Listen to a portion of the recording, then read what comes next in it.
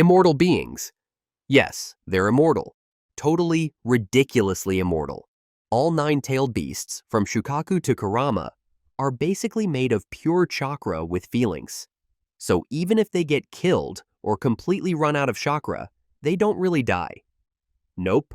They just chill in the void for a bit and then magically come back to life, usually as a smaller, weaker version of themselves. This means trying to kill one for good is like epically impossible. The only real way to stop them is to seal them away using some high-level ninja magic called fūinjutsu. And yeah, you better be insanely skilled at it. But here's the catch. When they do come back, they're weaker and need time, sometimes years, to fully recharge their monster power. So, they're immortal, just a bit slow at bouncing back. Now, if you've made it this far, welcome to the amazing world of anime. This is the place for true fans like you, where we celebrate all the magic, action, and emotions anime brings to our lives. You've watched, you've felt the hype, you've been lost in these beautiful fantasy worlds, but, have you hit that subscribe button yet? Right now, almost 90% of you are watching without subscribing. Just imagine, if everyone hit sub, we could build one of the strongest anime communities out there. So, go ahead, click that subscribe button right now so you won't miss any new episodes, deep dive breakdowns, or awesome anime content coming your way. Thank you so much. Super fast healing. The tailed beasts in Naruto have insanely fast healing powers, like blink and it's gone fast. Honestly, it's one of the coolest flexes in the whole series. Basically, the more chakra you've got, the more ridiculously good your healing is. Take Hashirama, for example.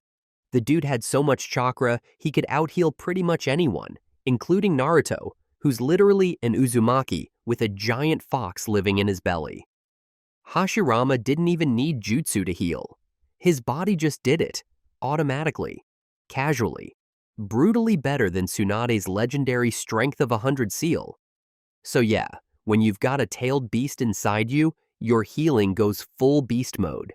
Their massive chakra supply lets you regenerate anything, from paper cuts to straight-up impalement in mere seconds. Wild, right? This means a Jinchuriki can miraculously survive fatal attacks and keep throwing hands like nothing happened. It's especially deadly when they're throwing around tailed beast bombs like candy. But it's not perfect. If you take a super fatal hit or get sealed by some ultra high-level ninja sorcery, healing won't save you. Oh, and if you overuse it like a chakra junkie, you might be trading long life for short-term invincibility. So, heal responsibly. Tailed Beast Ball. The Tailed Beast Ball is basically the ultimate chakra death laser. Every tailed beast, from tiny Tanuki Shukaku to the massive, terrifying Ten Tails, can use this absurdly powerful move. Even Jinchuriki, people who've got a beast inside them, can launch it, and some of them, like Naruto, can aim it more precisely and dramatically tweak the power level like a chakra DJ. So, how does it work? Simple.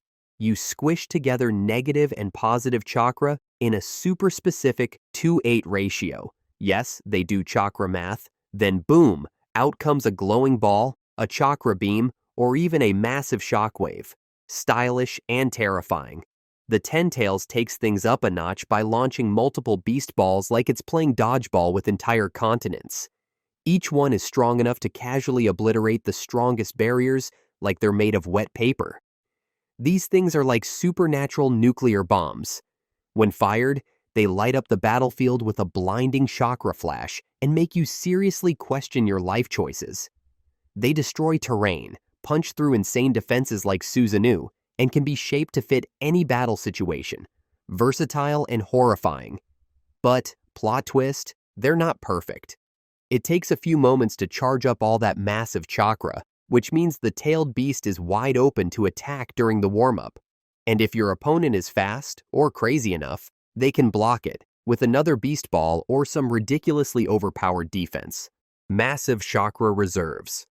One of the most ridiculously overpowered things about the tailed beasts in Naruto is their insane chakra levels.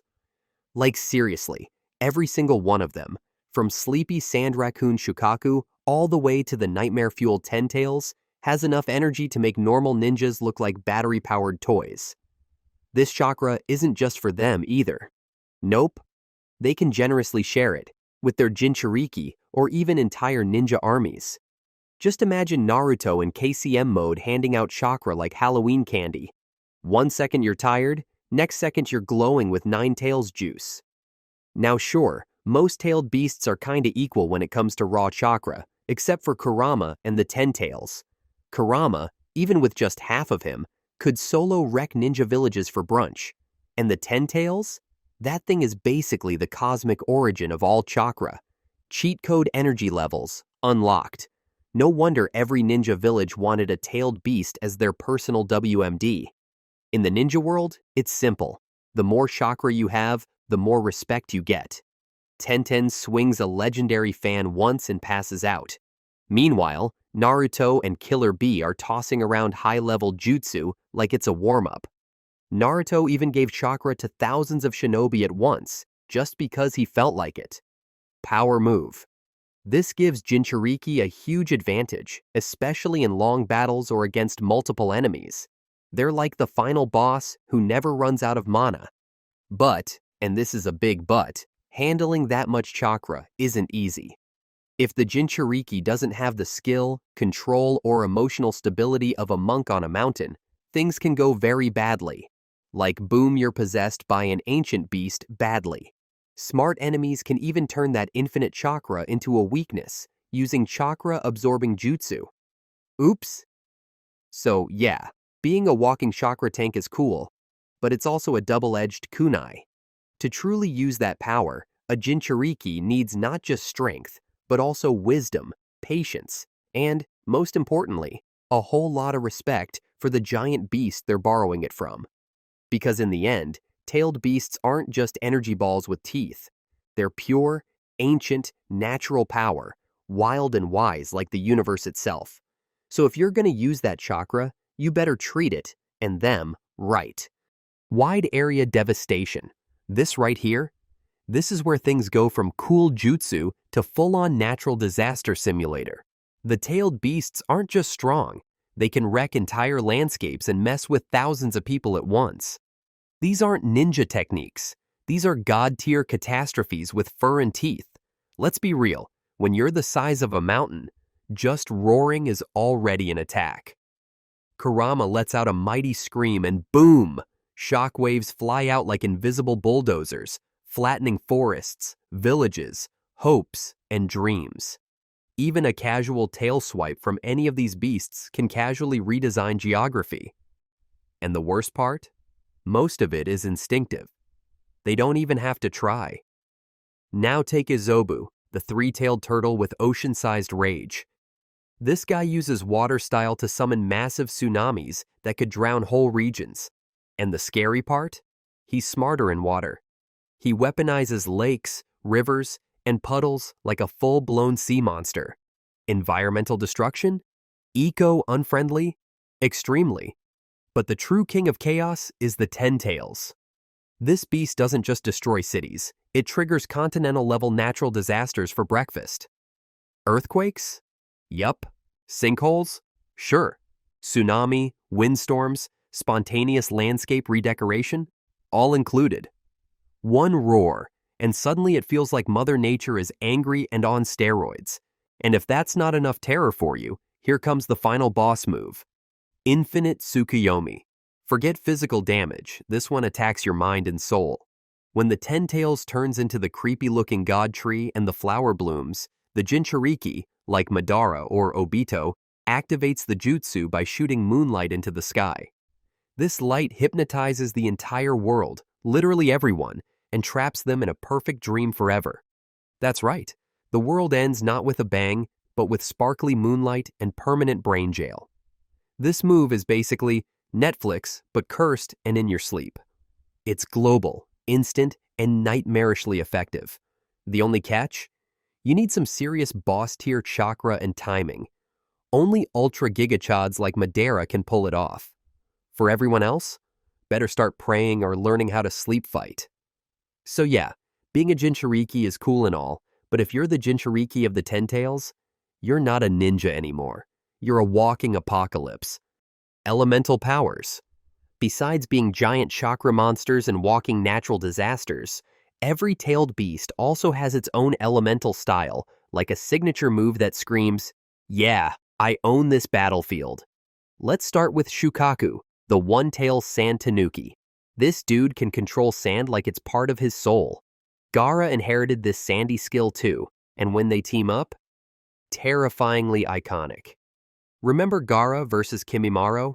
One wrong step and boom, you're getting crushed by a giant sand tomb with pressure that could probably flatten a mountain. Zero chill, 100% burial. Then we've got Matatabi, the two tails, a flaming ghost cat with creepy but cool blue fire. This isn't your average campfire, it's soul-burning, ninja-incinerating hell flame. Yugito, her Jinchuriki, turned into a fiery feline and started casually torching everything in her path. Sadly, we didn't get to see her full power in the show, but you just know that Kitty could have cooked entire villages if she felt spicy. Isobu the Three Tails is basically a tsunami turtle. Water style is his thing, and he's not playing. He can summon massive tidal waves out of nowhere and straight up drown battlefields. Oh, and he can make coral too. Yeah, coral. But not the cute ocean floor kind, sharp, spiky traps that pop up from the water and stab you like nature's ninja caltrops. Then there's Son Goku, the Four Tails, aka the Lava King. He uses lava style, which is literally a terrifying combo of fire and earth that turns into molten death soup. Roshi, his Jinchuriki, tossed lava like it was confetti, and even Kisame, the Sharkman himself, had to back off. When lava hits the floor stops existing. Other beasts bring the weird but wicked stuff too.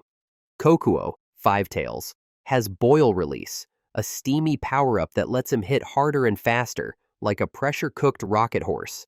Seiken, Six Tails, spits acid slime that melts through anything. Very gross, very effective. And of course, Shukaku again, with his magnet release, can control iron sand and turn your weapons into flying scrap metal. He's literally sandbending with a side of magneto powers. Basically, each tailed beast isn't just a giant ball of chakra. They're like ancient elemental masters, carrying nature-based jutsu that would make any ninja cry in fear, and probably a little awe. And when paired with the right Jinchuriki, boom, you get a living elemental war machine. So yeah, don't let the giant size distract you. These beasts aren't just strong. They're elementally majestic and dangerously creative. Ultimate defense. Okay, let's be real. Tailed beasts aren't just walking weapons. They're also living fortresses. Sure, their offensive power gets all the spotlight, but their defense game is absurdly OP. This is why trying to kill a tailed beast is usually a one-way ticket to Nopeville for most ninjas. Let's start with Shukaku, the sand-loving one-tail. This guy's sand defense is iconic. Gaara plus Shukaku was basically the ultimate don't touch me combo. Auto defense, instant shields, full body armor, sand literally listens to them like a loyal dog made of gravel. No wonder Gaara was called the most defensive ninja in the series. Then there's Isobu, the Three Tails, bringing turtle energy to the table. His shell is so ridiculously tough, it casually shrugs off crystal release attacks like glitter. In a fight with Gurren, she smashed crystals on him like crazy, and they just bounced off. His only weak spot? The eyes. So what does he do? He keeps one eye closed like a sleepy ninja tank. Genius. Chome, the Seven Tails, has a completely different approach. Cocoon defense. Not for blocking punches. Oh no, this is specially made to block chakra absorption techniques. Few use this trick against pain and held her ground way longer than anyone expected. It's like chakra insurance, but in bug form. Now Gyuki, the Eight Tails, is built like a boss. Tough skin, massive muscle, and most importantly, he can break genjutsu.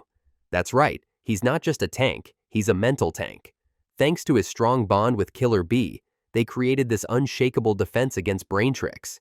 Basically, while you're trying to mess with their mind, they're already writing rap lyrics and punching you in the face. And honestly, even if these beasts just stand there doing nothing, it's still super hard to hurt them. Why? Because they're the size of mountains, covered in thick chakra, and built like mythical tanks with bad attitudes. So yeah, Trying to land a clean hit on a tailed beast? Go ahead. But you better bring a miracle, a backup plan, and maybe your will and testament. Sealing and control. Besides smashing stuff and nuking landscapes, the tailed beasts also have their own spooky, sneaky sealing tricks, and honestly, some of them are weirdly creative and terrifyingly effective. Let's start with our sandy overlord, Shukaku the One-Tail. This guy isn't just throwing sand for fun. He's got ancient cursed symbols baked into every grain. When paired with Gaara, they can pull off a ridiculously intense sealing move called the Desert Layered Imperial Funeral Seal.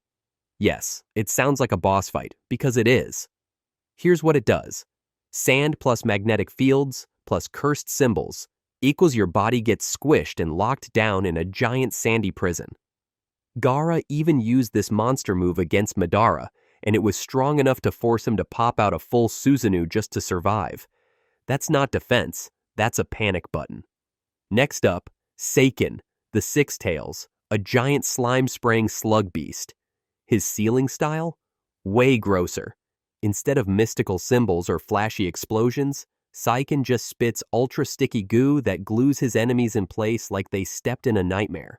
Jinchuriki Utakata used this like a pro, coating enemies in thick goop that locked them down for ages. Imagine getting caught in a deadly bubblegum trap from a slug.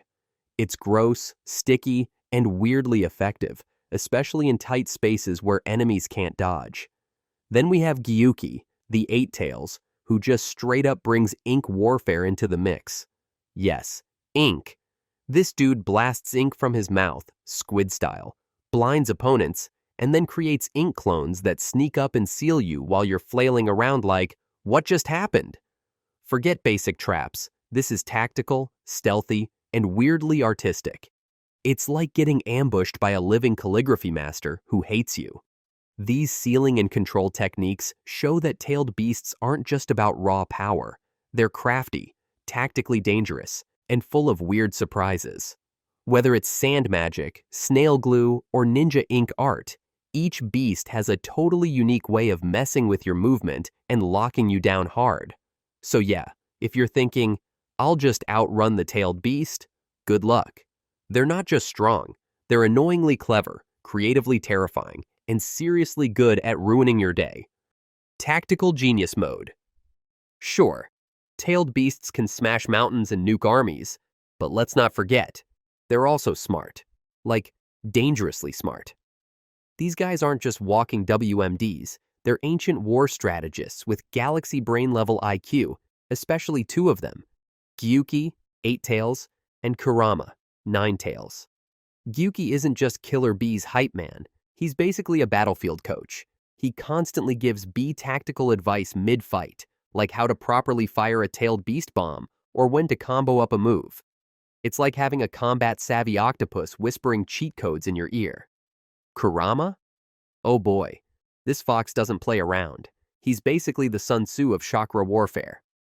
During the fight with Jubito, Obito with God Mode unlocked, Kurama helped Naruto whip up high-level strategies in real time, dodging death, optimizing chakra use, and bossing entire squads around like a fuzzy war general. Why are they so good at this? Easy, they've lived forever. While normal ninja train for years, these beasts have been watching wars unfold for centuries. Their battle experience is literally prehistoric. But here's the catch. It only works if the Jinchuriki listens. If your Jinchuriki is clueless or hard-headed, all that tactical genius goes out the window. Teamwork matters, even if your teammate is a building-sized fox with mood swings. Now, let's talk about Kurama's biggest brain flex, Baryon Mode. You thought he was just a fluffy fireball monster? Nope, turns out Kurama understands nuclear fusion. Yes, nuclear. Fusion. In this form, he combines his chakra with Naruto's like a mini sun exploding inside them. This turns Naruto into a speed demon, strength hacking, reflex god, and here's the insane part. Anyone who touches him in Baryon Mode, their lifespan gets sucked away. That's not just a power-up, that's physics-powered vengeance. Kurama used this to slap Ishiki Otsutsuki, the big bad space ninja, into early retirement. Downside? Baryon mode is super risky. It burns chakra like crazy and can literally kill Kurama. It's a last resort. Either we win or we both vanish kind of deal. Big risk, bigger boom. And don't forget Kurama's extra spooky senses. He can detect chakra from far, far away, sniff out bad vibes like a ninja bloodhound, and even absorb nature energy to create sage chakra. Yeah, Kurama's basically a giant fox sage now. This lets him and Naruto predict enemy movements and sense danger before it even shows up, like having built-in ninja radar and emotional Wi-Fi. Alright, that's it for today. Thanks for watching, and we'll see you next time.